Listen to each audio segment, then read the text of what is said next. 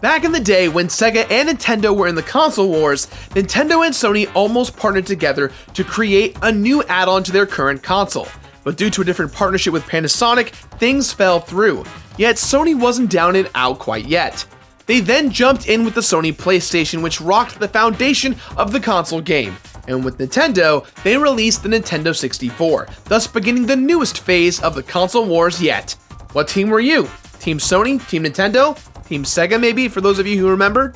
Me personally, I had everything. I'm Team Video Games. It's a good team to be on.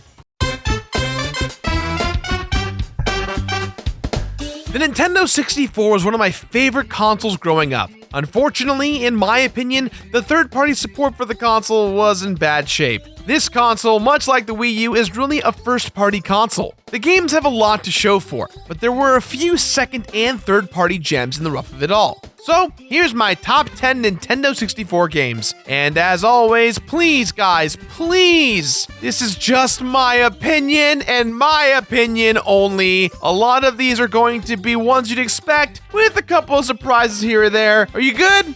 Cool. Hopefully we're all on the same page. I get it. I get what you're gonna judge me for, just my opinion.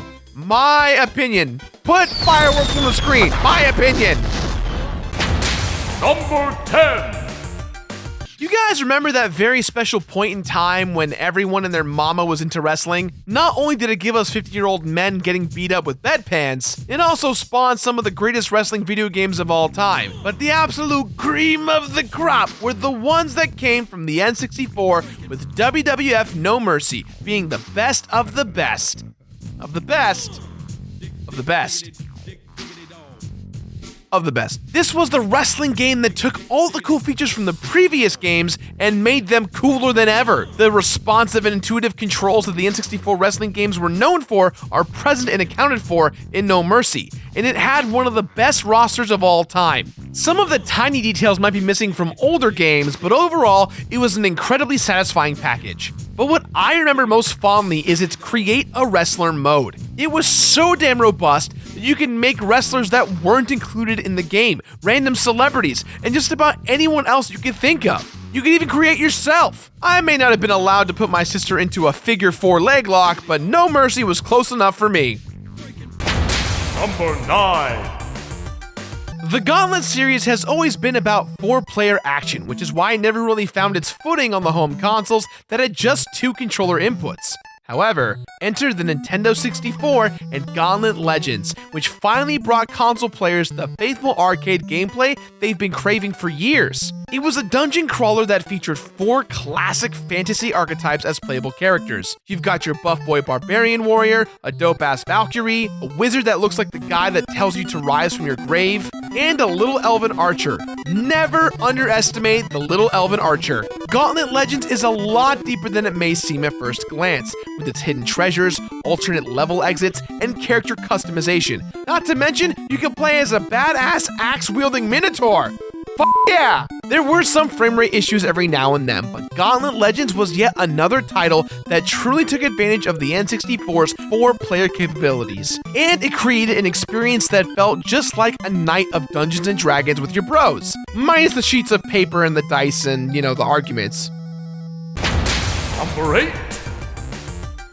At a time when dozens of cutesy classic video game mascots were getting 3D facelifts, Bomberman seemed like another check mark on that list. But what ended up setting Bomberman 64 apart from the others were its awesome innovations to the Bomberman formula and just how well the classic Bomberman gameplay translated into 3D. Bomberman might not be able to jump, but he can create, enlarge, and kick and jump off of his own bombs, all of which he needs in order to traverse the brand new adventure mode included in the game.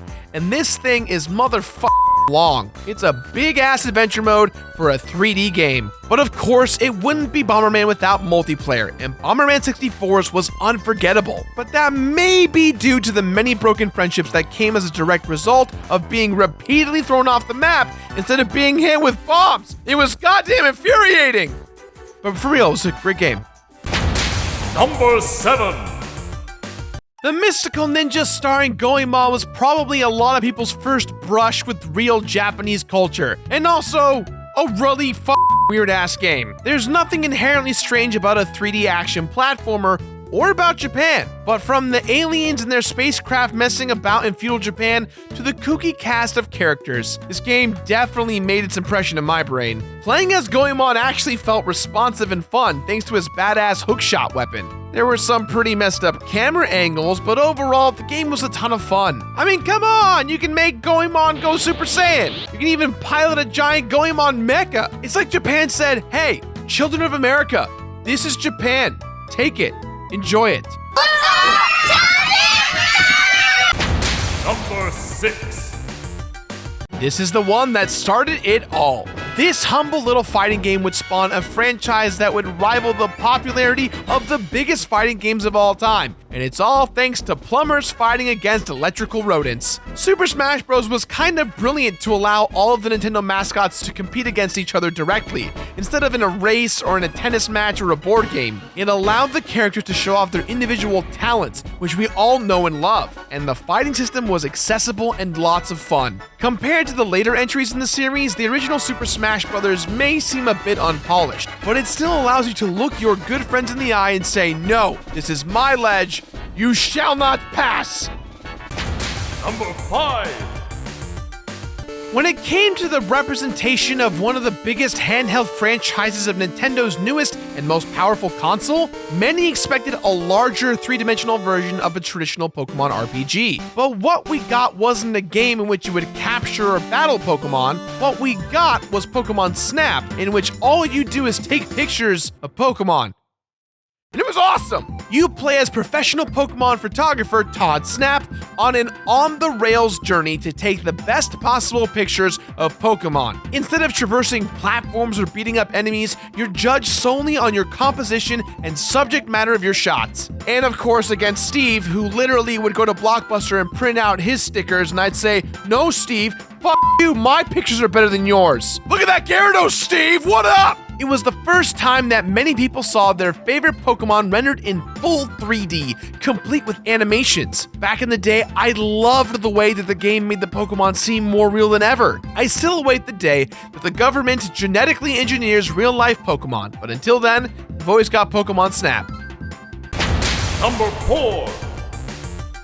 If you stop and think about it, you'll realize that we haven't gotten that many Star Fox games over the years. But because of that, it's easy to determine which one is the quintessential Star Fox title. Star Fox 64. It took the great gameplay from the original Star Fox and beefed it up with some N64 goodness, and it gave us the mother freaking Rumble Pack. Fox McCloud and his animal buddies tear through the skies in their R-Wings, letting you rack up kills and points in an adventure that became so iconic. So iconic that the game was essentially remade earlier this year, Star Fox Zero, in which all of you hated but I loved it. Back off! It's an opinion! I feel like I'm just the embodiment of Chris Pratt in Jurassic World. I'm always just like Raptors. Raptor, no! No, Raptor, no! All the time. The action is fast-paced, the controls are great, and there's a lot of replay value across the game's branching paths. And this one specifically holds a special place in my heart because of its impressive visuals, lovable characters, yes,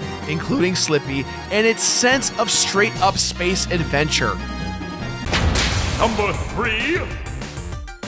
Imagine that you're Nintendo in the mid-90s, and you have to come up with the next Mario title. The safe thing to do would be to produce a bigger and better 2D platformer that improves upon all of the features introduced throughout Mario's career. Or, you could take a huge risk and shove Mario right into the third goddamn dimension. Thankfully, Nintendo was all about risk, which is why we got Super Mario 64, the flagship title of the console.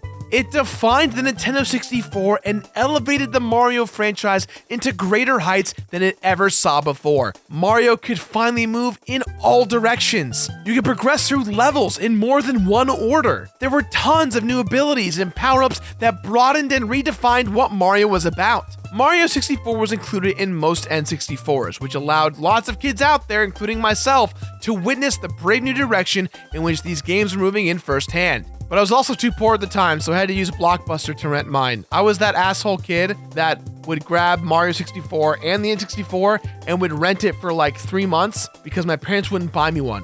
Retrospectively thinking about it, I think I spent more money renting it than I did owning one, but hey, Dad, it's on you! It's on you, Dad! Now I buy my own games, Dad. Now I am video games for a living. I am games, Dad. Number 2. Oh boy. Okay, so let's just have the conversation now. Internet. This was a tough one. It was a very hard choice between Ocarina of Time and Majora's Mask. Now, both were very incredible. They're both brilliant games, some of the best of the era. But simply put, I'm gonna have to give it to my boy, Majora's Mask, simply because of how imaginative and how different it was from any other Zelda title. Forcing the player to replay the same 3 days over and over again from different angles is genius. And because these players were forced to revisit these areas so much, the developers made sure to make each environment rich and detailed. On top of that, it still brings plenty of dungeons, puzzles, and combat that Zelda is known for. I know everyone's gonna freak out. Ocarina of Time, Ocarina of Time. Guys, I know. I just like Majora's Mask more, all right?